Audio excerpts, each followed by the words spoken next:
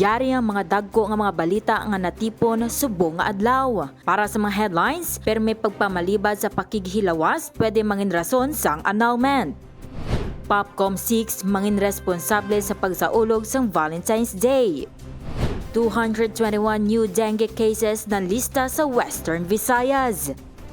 Agyari ang detalye sang aton mga headlines. Ang padayon kag wala basihan nga pagpamalibad sa pakighilawas ang pwede maging rason para ipakansela ang kasal sa rason nga psychological incapacity. Inisuno sa Korte Suprema isa sa ginakabing nga landmark case sinisang 1997. Ang korte naghambal nga samtang ginadapigan sini ang kasal bilang inviolable, suno man sa konstitusyon ang hindi pagsunod sang bana sang iya marital obligation kasubong sang pakighilawas sa iya asawa ang makabig nga psychological incapacity. Gani suno sa korte, ang gugma mangin wala pulos kun ini hindi pag-ipaambit sa kahigugma. Ginahambal man nga no man is an island kag sa sini nga punto sang Korte Suprema naghambal nga ang pinakamasakit nga pwede mahambal sang isa ka partner sa iya kahigugma amo ang hindi na ini maghilabot sa iya.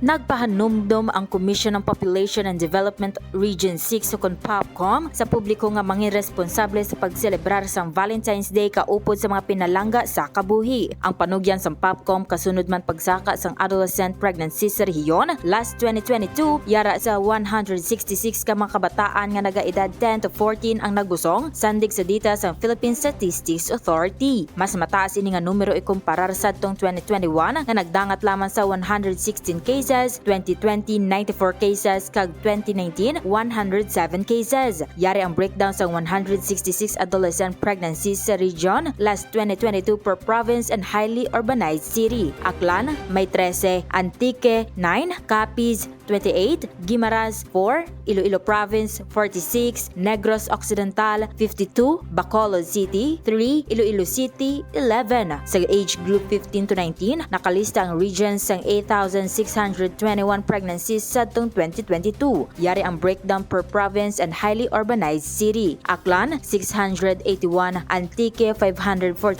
Capiz 945, Guimaras 228, Iloilo Province 2,344, Negros Occidental 3,253, Bacolod City 253, Iloilo City 371.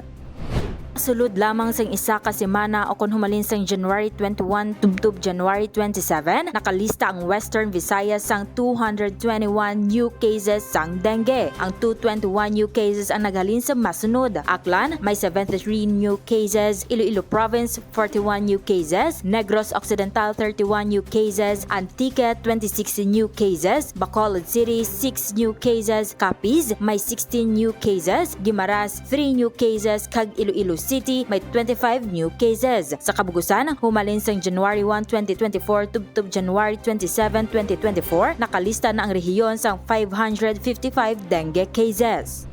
Kagamoyadto ang mga dagko nga balita nga aton natipon. Ini ang inyo ka-PN Mai Ladiao para sa Panay Balita. For more stories, check our website www.panaynews.net. Follow us on Facebook, Instagram, and Twitter, and subscribe to our YouTube channel.